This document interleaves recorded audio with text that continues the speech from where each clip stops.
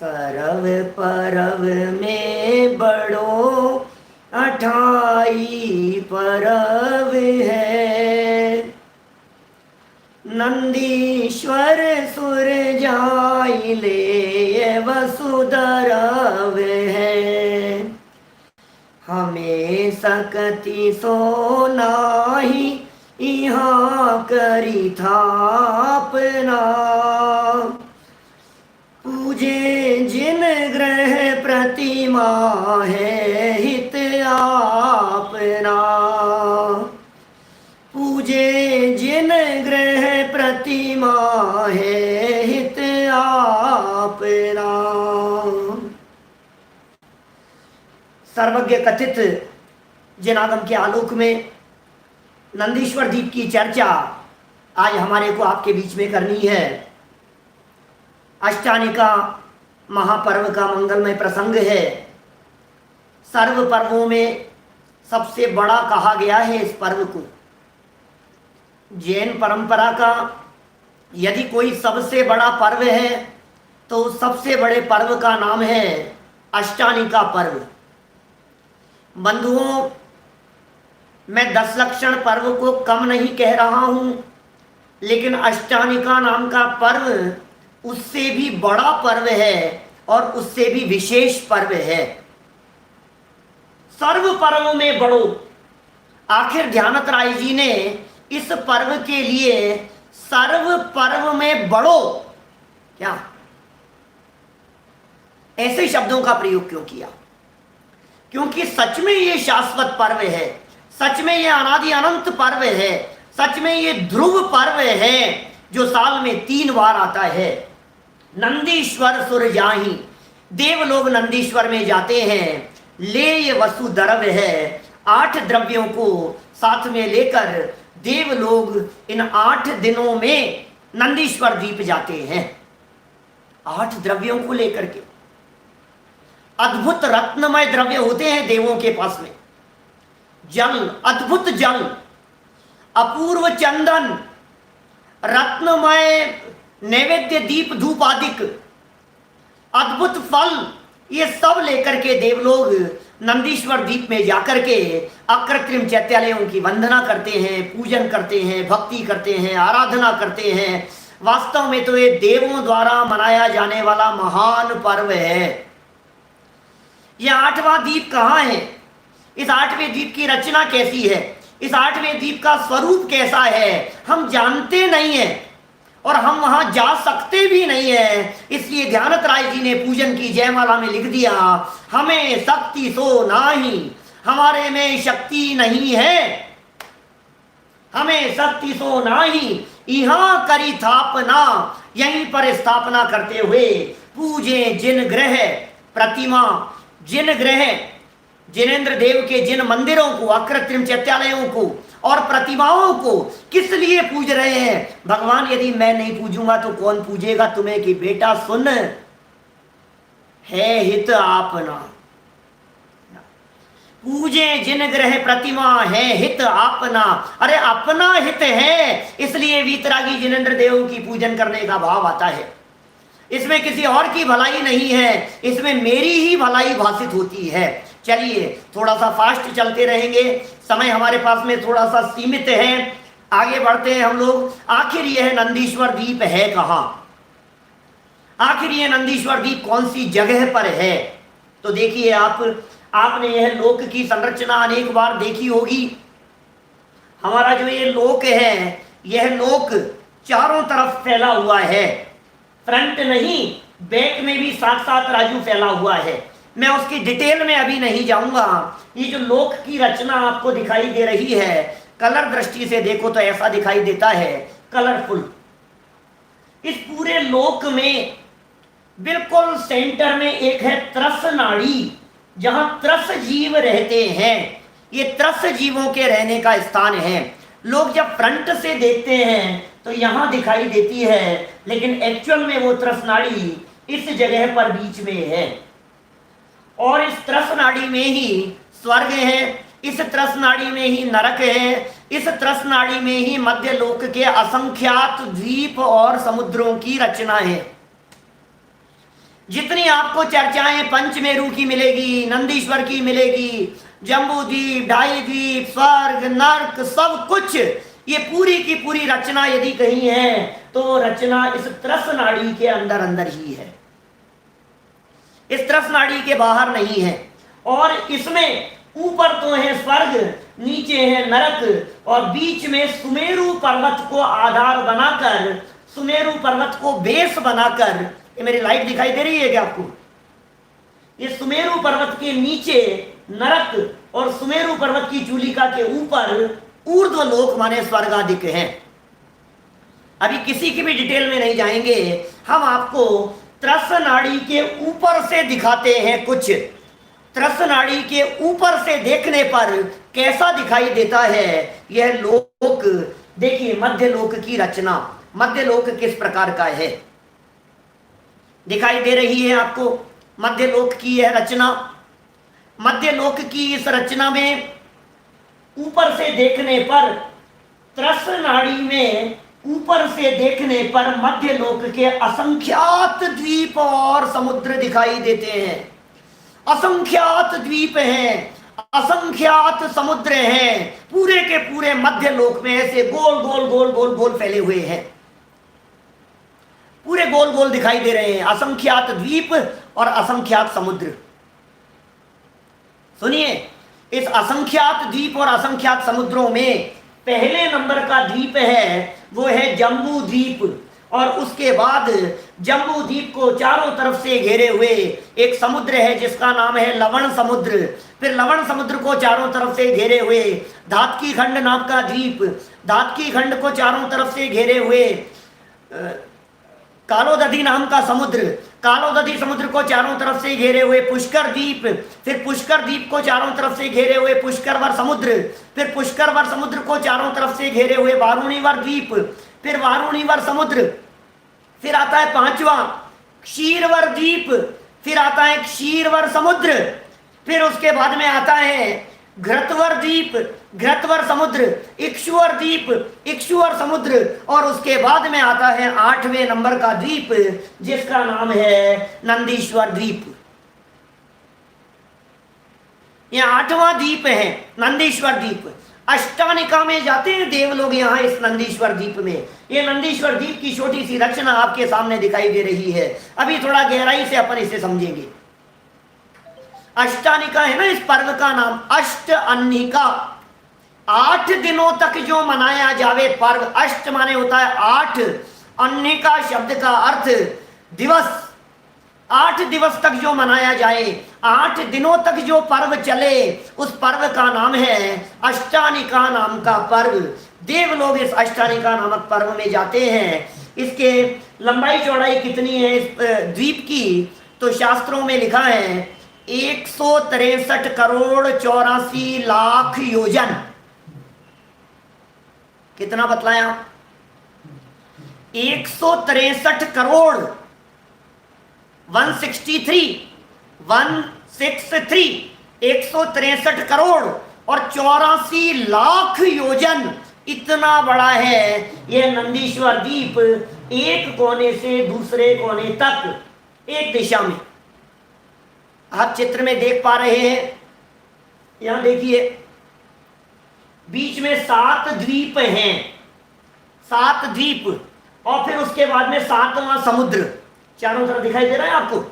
तो 7 द्वीप और 7 समुद्रों के बाद ये 8वां द्वीप है। और ये जो 8वां द्वीप दिखाई दे रहा है, ये समुद्र के बाद यहां से लेकर यहां तक चारों तरफ कहीं भी यदि आप इसे देखेंगे तो ये पूरा का पूरा द्वीप 163 करोड़ 84 लाख योजन का है।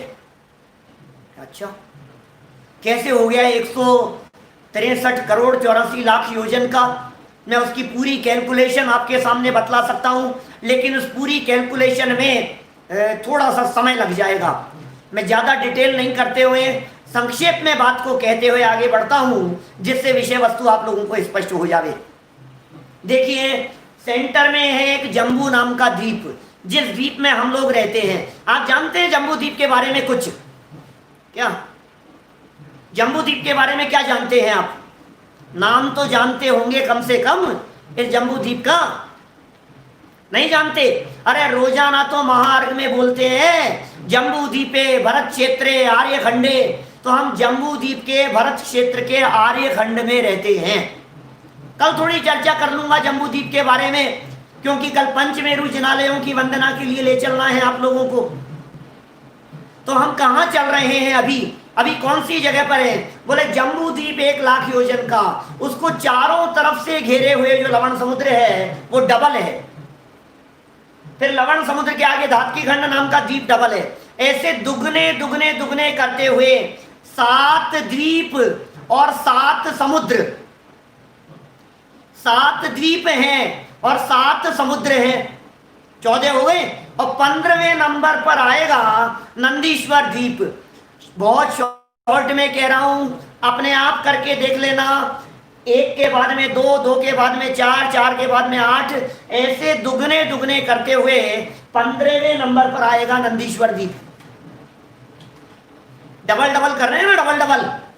जम्बू द्वीप से दुगना लवण समुद्र। भाई ये सर्वज्ञ कथित जिनागम के आलोक में चर्चा कर रहे हैं अपन। अभी दुनिया की दृष्टि से मत देखना, दुनिया वाले क्या पकड़ पाएंगे वैज्ञानिक, वो तो जम्बू द्वीप को भी पूरा नहीं पकड़ सकते हैं। इसलिए जिनेंद्र भगवान के ज्ञान में आगमों के अंदर जो बात आई है उसे बेस बना करके मैं आपके बीच में चर्चा कर रहा हूं। 15 बार डबल करेंगे आप, तो 15वीं बार जो आएगा वो होगा 163 करोड़ 84 लाख योजन का नंदीश्वर द्वीप। इस नंदीश्वर द्वीप में 4 दिशाएं हो गई। हम रहते हैं बीच में और नंदीश्वर द्वीप है हमारे से चारों तरफ। कभी कभी लोग ऐसी चर्चाएं करते हैं, पूछते हैं कि साहब कौन सी दिशा शुभ है और कौन सी अशुभ है। यद्यपि हमारे यहाँ जिनागम में पूर्व और उत्तर दिशा का विशेष महत्व कहा है, क्योंकि हम जहाँ हैं यहाँ से उत्तर में विदेश क्षेत्र है, नॉर्थ में, और पूर्व में सूर्य उदित होता है, सूर्य में अकृत्रिम चैत्यालय है। मानो प्रतिदिन प्रातः काल अकृत्रिम चैत्यालय का उदय होता हो, इसलिए 2 दिशाओं का विशेष महत्व कहते हैं। लेकिन इसके बावजूद भी नंदीश्वर द्वीप चारों दिशाओं में है। बोलो, क्योंकि हम हैं बीच में जम्बू द्वीप में और नंदीश्वर द्वीप चारों दिशाओं में है। आप लोगों ने ऐसा देखा होगा कई बार, त्यागी व्रतियों को, सन्यासियों को सामायिक की विधि, जब सामायिक की विधि बतलाते हैं तो उस विधि में क्या बतलाते हैं? चारों दिशाओं में मुंह करके अष्टांग नमस्कार करते हैं, 9 बार नमोकार मंत्र बोलते हैं। माने चारों दिशाओं में अकृत्रिम चैत्यालय मौजूद है। हम जहां बैठे हैं वहां से बात कर रहे हैं हम नंदीश्वर द्वीप के संदर्भ में। देखिए जरा, इस नंदीश्वर द्वीप में 163 करोड़ 84 लाख योजन का विस्तार हो गया और चारों दिशाओं में है जिन मंदिर, 13 हैं। हम थोड़ा थोड़ा सा आगे बढ़ते हैं, एक एक स्टेप की तरफ थोड़ा सा आगे बढ़ेंगे। मैं सिर्फ इस पूरे में से एक कॉर्नर की तरफ आपको ले चलना चाह रहा हूं, एक दिशा की तरफ आपको ले चलना चाह रहा हूं। एक दिशा समझ लेंगे तो आगे वाला आपको समझ में आ जाएगा, इजी हो जाएगा थोड़ा सा विषय। देखिए, ये जो आपको दिखाई दे रहा है, इसमें एक पार्ट दिखाता हूं आपको थोड़ा पास में से। ये देखिए, दिख रहा है कुछ आपको? ये सब 8वें नंबर का द्वीप है। जम्बू द्वीप में नहीं आएगा, जम्बू द्वीप पहले नंबर का द्वीप है। फिर 2.5 द्वीप जो है दूसरा द्वीप, फिर आधा द्वीप 2.5 हो गया, फिर 2.5 के बाहर तीसरा, चौथा, 5वां, 6वां, 7वां, 8वां। हम 8वें द्वीप की बात कर रहे हैं। नंदीश्वर द्वीप 8वां द्वीप है। देखिए आप, इनमें क्या क्या दिख रहा है हमारे को। सेंटर में दिख रहा है ब्लैक कलर का कुछ दिखाई दे रहा है, इसे कहते हैं अंजनगिरी, काले रंग का है ये। अभी अंजनगिरी समझाऊंगा आपको। काले रंग का एक पर्वत है सेंटर में। कहां की बात कर रहे हैं? ये गोले में इधर हो गए पूरे के पूरे द्वीप समुद्र। सर्च करके जूम करके आपको यहां दिखाया है। बीच में अंजनगिरी नाम का पर्वत। इस अंजनगिरी के चारों तरफ, चारों दिशाओं में 4 दिखाई दे रही है बावड़ियां। वाटर कलर दिखाई दे रहा है आपको? ये है 4 बावड़ियां। इन बावड़ियों के अंदर दिखाई दे रहे हैं दूसरा पर्वत जिसका नाम है दधिमुख। ये दधिमुख नाम के पर्वत है।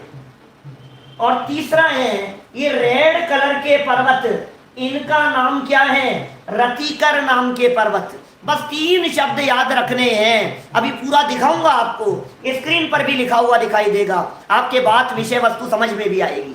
देखिए हम क्या कह रहे हैं आपको, 3 बातें कौन कौन सी हो गई। सबसे पहले अंजनगिरी, ब्लैक कलर के, बराबर, अंजनगिरी देख ले में, अंजनगिरी समझते हैं। दूसरा क्या समझेंगे? दधिमुख। और तीसरा समझेंगे रतिकर। इन तीनों को अपन समझेंगे हैं। देखिए अंजनगिरी, देखो लिखा हुआ दिखाई दे रहा है आपको अंजनगिरी। कैसा है अंजनगिरी नाम का पर्वत?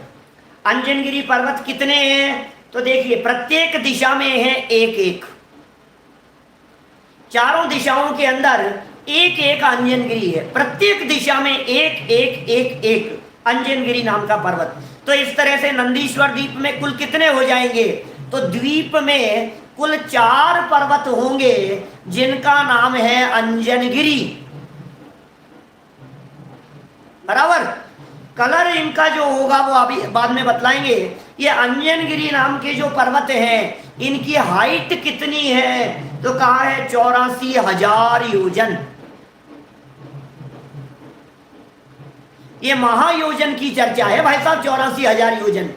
ये बड़ा योजन है, ये 2000 कोस वाला योजन है, लगभग 6-6,500 किलोमीटर वाला एक योजन है। 6,000 किलोमीटर मोटा मोटा रफली कैलकुलेशन के हिसाब से समझिए आप। 84,000 योजन की हाइट है अंजनगिरी नाम के पर्वत की, और 1,000 योजन है इसकी नींव, जड़। ये अंजनगिरी नाम के पर्वत 1,000 योजन नीचे जड़, क्योंकि टिकेगा कैसे वो पर्वत? हवाओं से उड़ जाएगा। यद्यपि प्रलय वगैरह नहीं आती है वहां पर कुछ भी, लेकिन 1,000 योजन की गहराई है। और कलर है इनका कृष्ण वर्ण। अंजन माने होता है काजल, अंजन लगाते ना, अंजन, अंजन माने काजल। तो इनका नाम क्या है? अंजनगिरी। इस पर्वत का नाम है अंजनगिरी। क्यों अंजनगिरी है? क्योंकि ब्लैक कलर के हैं। और भी बहुत सुंदर रचनाएं इनकी, ढोल के समान गोल हैं, नीचे से ऊपर तक सुंदर हैं। माने 84,000 योजन तो हाइट है और 84,000 योजन ही इसका विस्तार है। नीचे भी जो ये दिखते ऐसे हैं, ये देखिए दिखाई दे रहा है आपको अंजनगिरी कैसे दिखते हैं। 1000 योजन की तो है नींव, नीचे 1000 योजन, 84,000 योजन की है हाइट और 84,000 योजन है इसकी चौड़ाई। ऐसे अंजनगिरी नाम के पर्वत कितने हो गए? ये 4 अंजनगिरी नाम के पर्वत हैं। आगे बढ़े, अब इन अंजनगिरी पर्वत के ही चारों तरफ दधिमुख नाम के पर्वत हैं। दधिमुख नाम के पर्वत, बोले कौन सी जगह पर हैं ये दधिमुख नाम के पर्वत? तो हम आपको दिखाते हैं। ये दधिमुख नाम के पर्वत हैं। उसको समझने के लिए अंजनगिरी के चारों तरफ 1,00,000 योजन की बावड़ियां हैं। अंजनगिरी नाम का पर्वत चारों दिशाओं में, एक दिशा की बात करो अभी, तो एक दिशा में अंजनगिरी है, बीच में चारों तरफ हैं 4 बावड़ियां। बावड़ियां किसे कहते हैं? वापिकाएं। निर्मल जल से भरी हुई है, पवित्र पानी वहां पर भरा हुआ है, जलचर जीव उसमें नहीं है, त्रस जीव उस पानी में नहीं है, बिल्कुल एकेंद्रीय जीव तो है ही, एकेंद्रीय जीव का तो सद्भाव है। उस नंदीश्वर द्वीप में त्रियंच गति के जीव हैं, जुगलियां हैं, त्रियंच गति के जीव। वहां भोग भूमि है उस नंदीश्वर द्वीप में, देव लोग वहां जाते हैं, तो देव गति के जीव और त्रियंच गति के जीवों का सद्भाव इस नंदीश्वर द्वीप में है। देखें 1,00,000 योजन की वापिकाएं, बावड़ियां, और उन बावड़ियों के चारों तरफ हैं 4 वन।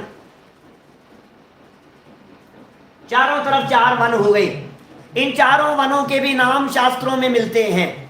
अशोक वन, सप्तच्छद वन, चंपक वन और आम्र वन, इन चारों वनों के अलग अलग प्रकार के नाम हैं। 1,00,000 योजन की तो ये बावड़ी, 1,00,000 योजन लंबी और 1,00,000 योजन चौड़ी, 1,000 योजन की डेप्थ है इसकी, 1,000 योजन की गहराई है, और चारों तरफ हैं इसमें वन बने हुए हैं, चारों दिशाओं में वन है, और बीच में, इस बावड़ी के बीच में एक दधिमुख नाम का पर्वत है। दिख रहा है आपको? बावड़ी बीच में, बावड़ी दिखा दी यहां, बावड़ी के सेंटर में दिखाई दे रहा है एक पर्वत। इस पर्वत का नाम है दधिमुख। दधि माने होता है दही, दही जैसे कलर का होने की वजह से ये है दधिमुख कहलाता है। इसका वर्ण है सफेद, दधिमुख पर्वतों का, और इनकी ऊंचाई है 10,000 योजन की। और ये जो पर्वत हैं, ये पर्वत भी, दधिमुख नाम के पर्वत, ये पर्वत भी ढोल के समान गोल हैं और नीचे से ऊपर तक एक समान विस्तार वाले हैं। भाई हमने 3 नाम याद करने के लिए कही थी आपको। एक अंजनगिरी, अंजनगिरी चारों दिशाओं में, बराबर। अब बीच में आ गया अंजनगिरी और चारों तरफ हो गई 4 बावड़ियां। फिर बीच में, बावड़ियों के बीच में दधिमुख नाम का पर्वत।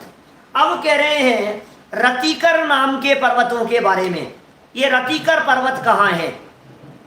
देखिए, ये जो बावड़ियां कही है ना इस तरह की, इन बावड़ियों के कोनों में है रतिकर नाम के पर्वत। देखिए, दिखाते हैं आपको तीसरे प्रकार के पर्वत। अभी स्पष्ट होगी बात, पूजन की लाइनों के आधार पर भी आपको बतलाऊंगा। सारी विषय वस्तु आपको बिल्कुल पानी की तरह स्पष्ट हो जाएगी, हाथ पे रखे आंवले की तरह। रतिकर पर्वत, ये रतिकर पर्वत, अभी तो ये आपने समझ ही लिया था, अंजनगिरी के चारों तरफ बावड़ियां हैं। अरे बावड़ियों के भी नाम सबके अलग अलग हैं।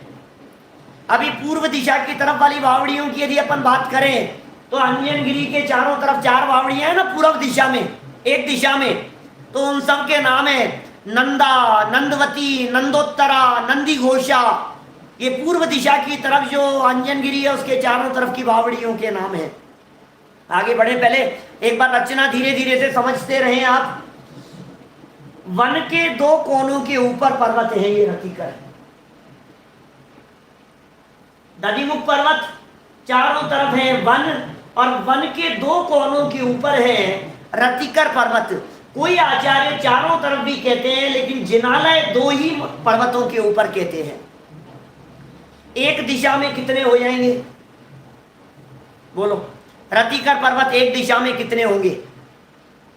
भाई हम लोग हैं जम्बू द्वीप में, नंदीश्वर द्वीप की पूर्व में जाकर के बात करूं तो एक अंजनगिरी है वहां, एक अंजनगिरी, 4 दधिमुख और 8 रतिकर। 8 रतिकर एक दिशा में हैं, और हम अब बात कर रहे हैं आपसे पूरे नंदीश्वर द्वीप में कितने हो जाएंगे? एक दिशा में कितने होंगे? 8 हो जाएंगे, बराबर। और पूरे द्वीप में कितने होंगे? पूरब दिशा में यदि 8 हैं तो चारों दिशाओं के मिलाकर के कुल 32 रतिकर पर्वत होंगे। रतिकर पर्वतों की बात कर रहा हूं। इन रतिकर पर्वतों का कलर कौन सा है? तो कहेंगे इन रतिकर पर्वतों का रेड कलर है, तपाए हुए गोल्ड की तरह है इनका कलर है। गोल्ड है, प्योर गोल्ड, ऐसा तपाया हुआ रेड जैसा कलर दिखाई दे रहा है। ये लाल रंग के हैं ये रतिकर नाम के पर्वत। और इनकी ऊंचाई कितनी है? तो कहा है 1000 योजन की ऊंचाई है, हाइट 1000 योजन की हो गई है। और यदि हम आगे बढ़ करके देखें तो इनका जो आकार है वो आकार है ढोल के समान गोल। तो 3 तरह के पर्वतों की चर्चा हो गई यहां नंदीश्वर द्वीप में। एक हो गए अंजनगिरी, दूसरे हो गए दधिमुख, और तीसरे हो गए रतिकर। जरा इन तीनों को एक दिशा में हम आपको एट ए ग्लांस दिखा देते हैं। आप देखिए जरा क्या स्थिति बनती है प्रत्येक दिशा में। कुछ ख्याल में आ रही है कि आपको बात दिखाई दे रहा है? क्या कह रहे हैं? प्रत्येक दिशा में नंदीश्वर द्वीप की 4 दिशाएं हैं, प्रत्येक दिशा में एक अंजनगिरी है, एक अंजनगिरी है प्रत्येक दिशा में। 4 बावड़ियां हैं, 1 2 3 और 4। अभी पूर्व दिशा की तरफ जो बावड़ियां हैं उनके नाम हमने बतलाए। ये पूर्व दिशा की चर्चा कर रहे हैं अपन, एक दिशा की। इसमें जो बावड़ियां हैं नंदा, नंदवती, नंदोत्तरा और नंदी घोषा। जब इन्हीं बावड़ियों की चर्चा हम दक्षिण दिशा वालों की तरफ करेंगे, नीचे दक्षिण दिशा की तरफ नंदीश्वर द्वीप में जब 4 बावड़ियां होंगी तो उनके 4 के नाम अलग हैं। उन 4 बावड़ियों के नाम होंगे अर्जा, विरजा, अशोका और वीतशोका। जब हम चले जाएंगे इधर पश्चिम दिशा की तरफ, पश्चिम दिशा के जिनालयों की चर्चा करेंगे तो वहां भी एक अंजनगिरी और 4 बावड़ियां दधिमुख रतिकर मिलेंगे, पश्चिम दिशा में भी। लेकिन वहां बावड़ियों के नाम अलग होंगे। उनके नाम है विजया, वैजयंता, जयंता और अपराजिता। इसी तरह से नंदीश्वर द्वीप के, जैसे यहां दिख रहा है ना, ऐसे ही नॉर्थ में भी नंदीश्वर द्वीप के जिनालय हैं। क्या नॉर्थ दिशा में भी नंदीश्वर द्वीप के 13 होंगे, तो वहां भी 4 बावड़ियां हैं, नॉर्थ की साइड भी। उनके 4 के नाम अलग अलग हैं। उनके 4 के नाम है रम्या, रमणीया, सुभद्रा और सर्वतोभद्रा। सबके नाम अलग अलग हैं। 4 वनों के नाम हमने आपको बतला दिए। ये एट ए ग्लांस एक दिशा को देख लीजिए, जैसा एक दिशा में दिखाई दे रहा है वैसा ही 4 दिशाओं में दिखाई देगा। देखिए, एक अंजनगिरी हो गया, चारों तरफ 4 बावड़ियां हो गई, ठीक है। बावड़ियों के अंदर दधिमुख नाम के पर्वत हो गए, बराबर। अब दधिमुख पर्वतों के अलावा बावड़ियों के चारों तरफ वन है और वन के कोनों में रतिकर नाम के पर्वत है। अब जरा इधर पढ़ लो आप क्या क्या लिखा है हमने। एक अंजनगिरी, 4 वापियां, वापियां माने बावड़ियां, 16 वन, क्योंकि बावड़ी के चारों तरफ है 4 4 4 और 4 16 वन हो गए। 4 दधिमुख पर्वत हो गए बावड़ियों के बीच में और 32 हो गए रतिकर पर्वत।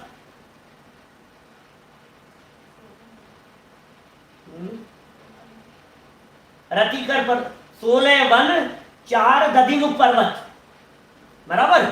और ये आएंगे, तो ये गलत लिखने में आ गया है, 8 हो गए, 8 रतिकर पर्वत, अशुद्ध लिख गया है। 8 रतिकर पर्वत, तो 1 अंजनगिरी, 4 दधिमुख और 8 रतिकर।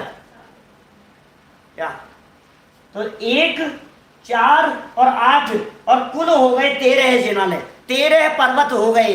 और उन 13 पर्वतों के ऊपर, ये सुधार लेना आप लिखते समय, सही लिखना यहाँ पर 32 की जगह 8 रतिकर पर्वत, क्योंकि एक दिशा की चर्चा चल रही है ना, यहाँ एक दिशा की बात कर रहे हैं। तो 13 पर्वत और 13 पर्वतों के ऊपर 13 जिन मंदिर, बराबर। चलिए थोड़ी सी चर्चा कर लेते हैं। ये रचना समझ लेने के बाद नंदीश्वर द्वीप पूजन के आधार पर आप लोगों को विषय वस्तु फटाफट स्पष्ट हो जाएगी। चलिए, ये लाइनें सबने पढ़ी है क्या आपने? कार्तिक फागुन साढ़ के अंत 8 दिन माही, नंदीश्वर सुर जात है, हम पूजे है ठाई, हम पूजे है ठाई। कार्तिक में, फागुन में, आषाढ़ में, 3 महीने। और इन तीनों महीनों में अंत के 8 दिनों में, अंत 8 दिन माही नंदीश्वर, नंदीश्वर में सुर जाते हैं। ये देव लोग नंदीश्वर द्वीप में जाते हैं।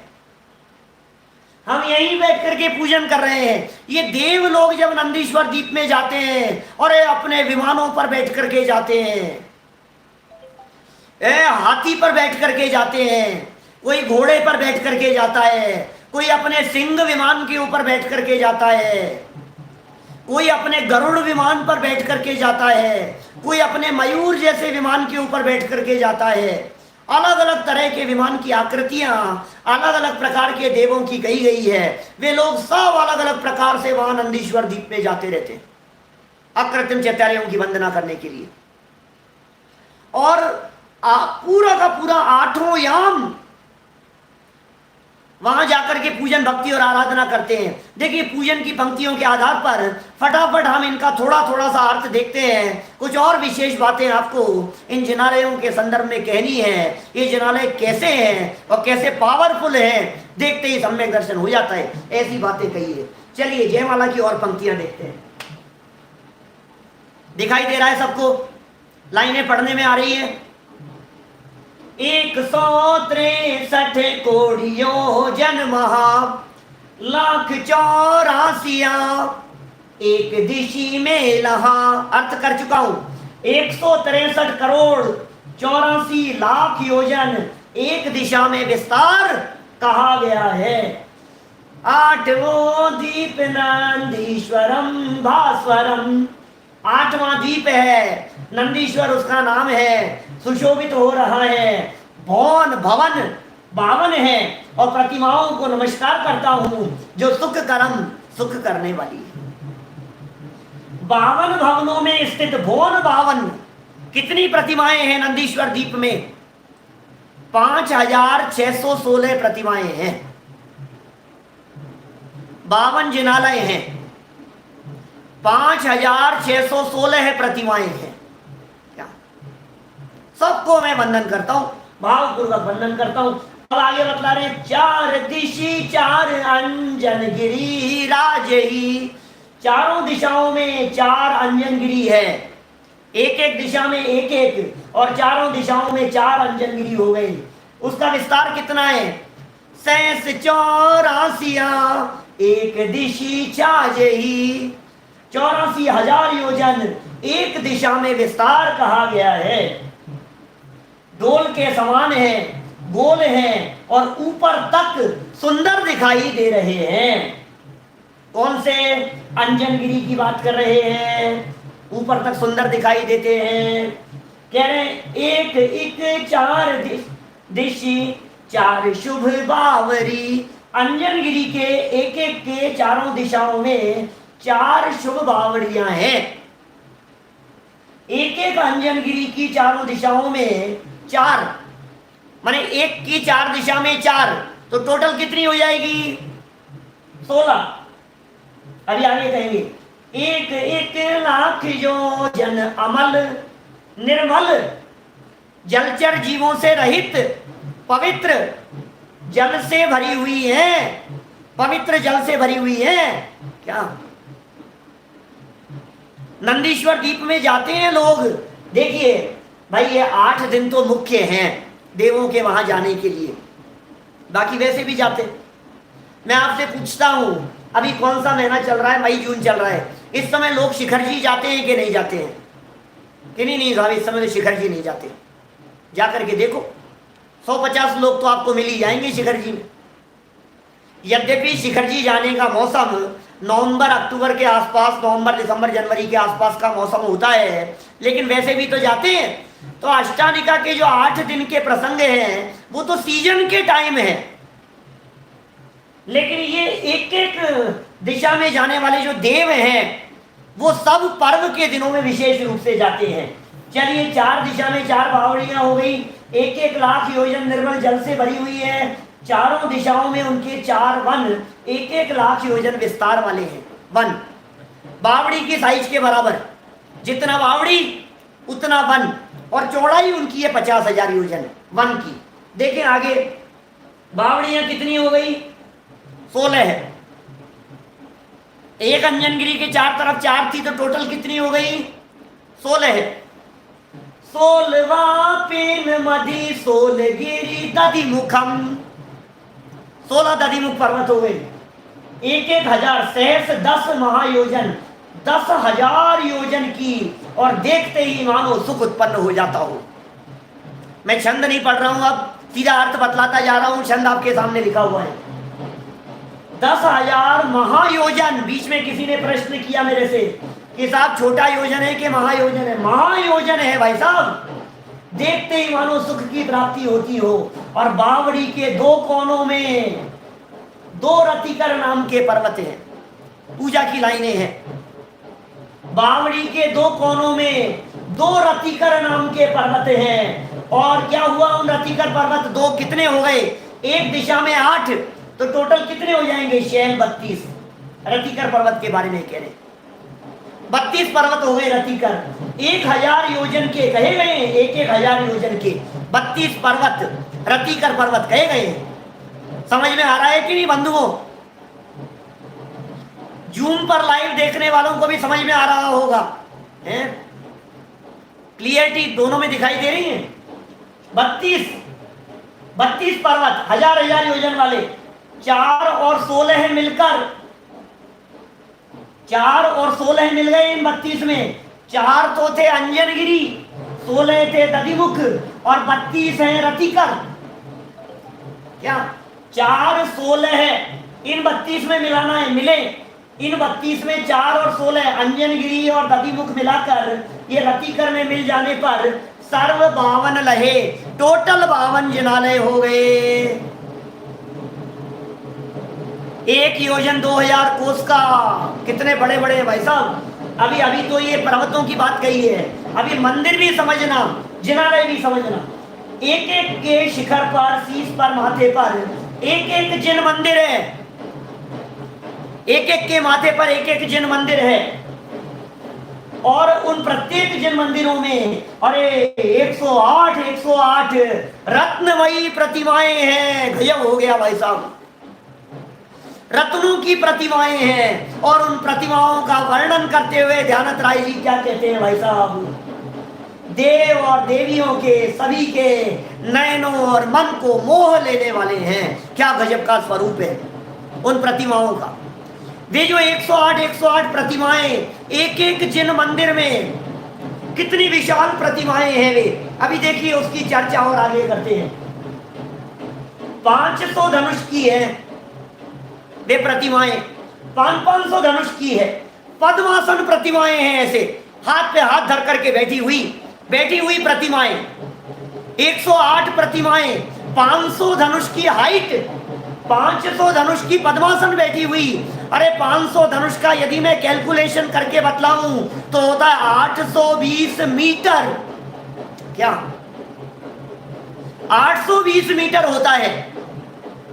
इसका मतलब लगभग 1 किलोमीटर, 1.25 किलोमीटर के लगभग की हाइट वाली एक प्रतिमा है। गर्भगृह बने हुए हैं, एक एक प्रतिमा बहुत बहुत विशाल, 1 किलोमीटर के अंदर एक एक प्रतिमा होगी। फिर गर्भगृह, इसका मतलब एक एक जिन मंदिर कितना कितना विशाल होगा। आप आखिर कल्पना तो करके देखिए उसे। 500 धनुष की पद्मासन। और देखो जरा क्या कहते हैं, उन प्रतिमाओं का कुछ विशेष स्वरूप इन्होंने ध्यानत राय जी ने लिखा है अपनी पूजन में। लाल तो नख दिखाई देते हैं और मुख दिखाई देता है। मुख माने होता है होठ, लाल दिख रहे हैं ना मेरे होठ, थोड़े से लालिमा लिए हुए। नाखूनों में जो थोड़ा सा लालपन होता है, अरे कलर नहीं होता, मालूम है आपको? प्रतिमाओं के ऊपर कलर नहीं होता है, ये नेचुरल कलर है, ऑटोमेटिक है इसी प्रकार का, अपने आप ऐसा ही स्वरूप है। लाल नख मुख और नयन कैसे, नयन माने आंखें जैसी हमारी दिखाई दे रही है ना, ऐसी झलक जैसी दिखती है। श्याम और श्वेत, काली और सफेद ऐसी आंखें दिखाई देती है। भों, श्याम रंग की भोएं, ये भोएं श्याम माने काले रंग की, और सर पर मानो काला काला सा ऐसा कलर सा, बिल्कुल लाइट कलर, मतलब कलरफुल नहीं है लेकिन ऐसा लगता है मानो बोल रही हो, मानो प्रतिमाएं साक्षात विराजमान, साक्षात कोई तीर्थंकर परमात्मा बैठे हुए हो, अनंत परमात्मा बैठे हुए हो, ऐसा फील होता है। वचन बोलती हुई मानो ऐसा लगती है हंस रही हो और कलुषता को हर रही हो, हमारे हृदय की अंतर की सारी कलुषता धुल जावे, ऐसी ये प्रतिमाएं हैं। ऐसे 52 प्रतिमाएं, 52 भवन और 52 प्रतिमाओं को हम भावपूर्वक वंदन करते हैं। करोड़ों सूर्य और चंद्रमाओं का प्रकाश भी द्युति और तेज, कोटि माने करोड़, शशि माने चंद्रमा, भान माने सूर्य, द्युति माने चमक, तेज छिप जाए ऐसा प्रकाश है। ये काल्पनिक बात नहीं है। अभी तो मुझे सीमित समय है इसलिए आपको संक्षेप में कहता हूं, करोड़ों सूर्य और चंद्रमाओं का प्रकाश भी फीका पड़ जाता है क्योंकि नंदीश्वर द्वीप में करोड़ों सूर्य चंद्रमा हैं। कभी सूर्य चंद्रमा की चर्चा करेंगे तो डिटेल में आपको बात बतलाएंगे, उनकी चमक भी फीकी पड़ जाती है। तो साहब कोई व्यक्ति ये कहे तो देखते कैसे होंगे उनको, अरे भाई देखने पर तो शांत परिणाम होते हैं, अत्यंत वैराग्य परिणाम ठहराते हैं। जब उन प्रतिमाओं को जाकर के देखते हैं तो कैसा महसूस होता है, देवगति के जीव किस प्रकार की फीलिंग करते हैं, वयन नहीं कहें, मानो वो प्रतिमाएं बोल नहीं रही है। कितने सुंदर शब्द दिए हैं, वयन नहीं कहें, ये प्रतिमाएं बोल नहीं रही है। लखी होत सम्यक धर्म, लेकिन देखते ही मानो सम्यक दर्शन की प्राप्ति हो जाए। क्या गजब स्वरूप भैया, उन प्रतिमाओं को देखते ही सम्यक दर्शन की प्राप्ति हो जाए, ये कैसे होता होगा? प्रतिमा दर्शन करके निज दर्शन हो जाते हैं क्या? ये नंदीश्वर दीप की पूजन की जयमाला पढ़ रहा हूं, पंचमेरु की पूजन की चर्चा कल करूंगा। देखिए बोलती नहीं है, देखते ही मानो सम्यक दर्शन की प्राप्ति हो जावे। और फिर क्या कहते हैं, वयन नहीं कहे लखी होत सम्यक धर्म, भौन बावन प्रतिमा नमो सुख करम। ओहो, ऐसे बावन भंवरों की सर्व प्रतिमाओं को हम भाव पूर्वक यहां से वंदन करते हैं। चारों दिशाओं में जिनालय हैं, चार प्रकार के देव हैं, एक है भवनवासी, एक है व्यंतर, एक है ज्योतिष्क, चार प्रकार के हैं, और एक है वैमानिक।